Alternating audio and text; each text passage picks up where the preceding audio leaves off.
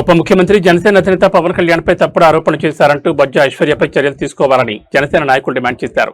అనకాపల్లి జిల్లా పాయకరావుపేట పోలీస్ స్టేషన్లో జనసేన రాష్ట్ర కార్యదర్శి బోడపాటి శివదత్ ఫిర్యాదు చేశారు. పవన్ కళ్యాణ్ ఉద్దేశించి అసత్య ప్రచారం చేయడం, సభ్యత్వాల పేరుతో కోట్ల రూపాయలు దోచుకున్నారని ఆరోపించడం పూర్తిగా నిరాధారమని అన్నారు. విద్యార్థుల విద్య కోసం తన జీతాన్ని ఖర్చు చేసే నాయకుడిపై ఇలాంటి ఆరోపణలు చేయడం దురుద్దేశపూర్వకమని పేర్కొన్నారు.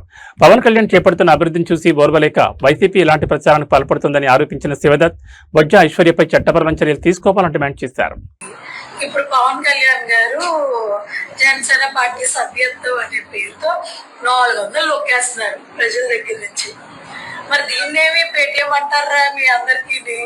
పాపం 400 రూపాయల సభ్యత్వం పేరుతో నొక్కేస్తున్నాడు. పేటీఎం దగ్గరంటే ఆంధ్రప్రదేశ్ లో మన పవన్ కళ్యాణ్ గారే కదా. మన రాష్ట్రంలో దొబ్బింది సరిపోదు అన్నట్టు పక్క రాష్ట్రంలో కూడా క్యాన్వాసింగ్ పేరుతో వెళ్ళి నొక్కేస్తున్నాడు. మరి అంతకన్నా పెద్ద పేటీఎం స్టార్ ఉంటారా? కళ్యాణ్ గారు రాష్ట్రం అంతా కూడా ఎన్నో సేవా కార్యక్రమాలు చేస్తూ ప్రజలందరికీ కూడా ఆయన జీతాన్ని కూడా త్యాగం చేస్తున్న వ్యక్తి పవన్ కళ్యాణ్ గారు. అలాంటి వ్యక్తిని జగన్మోహన్ రెడ్డి గారు కొంతమంది బ్యాచ్ని తయారు చేసి ఈ రాష్ట్రంలో వదిలేశారు. అందులో ఒక కోవకు చెందిన ఒక మహిళ బొజ్జ ఐశ్వర్య అనే మహిళ సభ్య సమాజం సిగ్గుపడే వ్యాఖ్యలతో, నిజంగా ఆవిడ వీడియోలు కూడా చూడలేనంత అసహ్యంగా అట్లా మాట్లాడుతూ మా ఆరాధ్య దైవం అయిన పవన్ కళ్యాణ్ గారిని దూషించడం అనేది చాలా తప్పు అని చెప్పి తెలియజేస్తున్నాం. అందుకే ఆమె గతంలో మాట్లాడిన వీడియోలు కూడా చూసాం. గతంలో కూడా ఆవిడ చేసిన వ్యాఖ్యలు మీరు గమనిస్తే ఒక్కసారి మీరు వినాలి. ఆవిడ పవన్ కళ్యాణ్ గారు ఈ యొక్క సభ్యత్వాలు, జనసేన పార్టీ సభ్యత్వాల పేరు చెప్పి రాష్ట్రంలో అందరి దగ్గర 400-500 రూపాయలు కాజేశారని చెప్పి హేళన చేసింది ఆవిడ.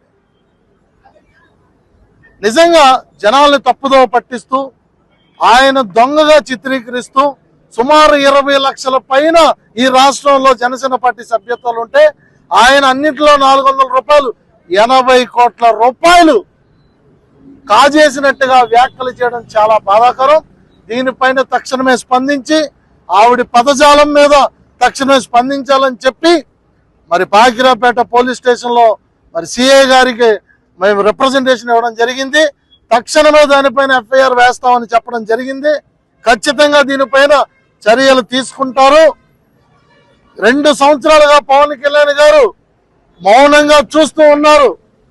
పిచ్చి కూతలు కూస్తున్న వాళ్ళందరి గురించి మనకెందుకులే వదిలిస్తుంటే పెట్టరేకపోతున్నారు.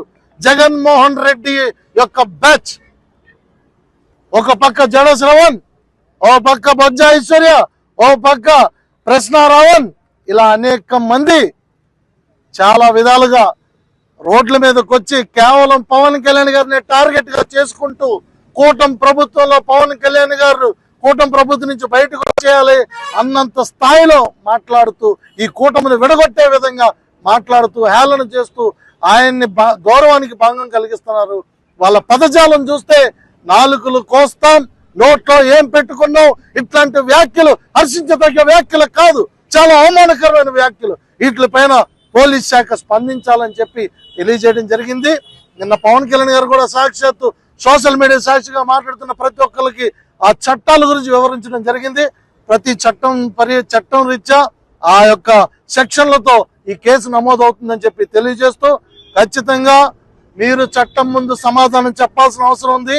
అమ్మా ఐశ్వర్య, వెనకాల జగనన్న వస్తాడనుకుని నువ్వు ఇష్టానుసారంగా మాట్లాడమాకు. నీ మంచి కోరు చెప్తున్నాం, నీ భవిష్యత్తు కోరు చెప్తున్నాం. పెద్దలు మన నగేష్ గారు చెప్పినట్టుగా మీ తండ్రి గారి పేరు చెడగొట్టే ప్రక్రియకి మానుకొని నువ్వు పద్ధతిగా ఉండాలి. నీ సభ్య సమాజం సిగ్గుపడే మాటలు మాట్లాడకమ్మా. నీకు మంచి కోరు చెప్తున్నాం, ఇక్కడి నుంచి మారాలని చెప్పి తెలియజేస్తూ సెలవు తీసుకున్నాం. Thank you.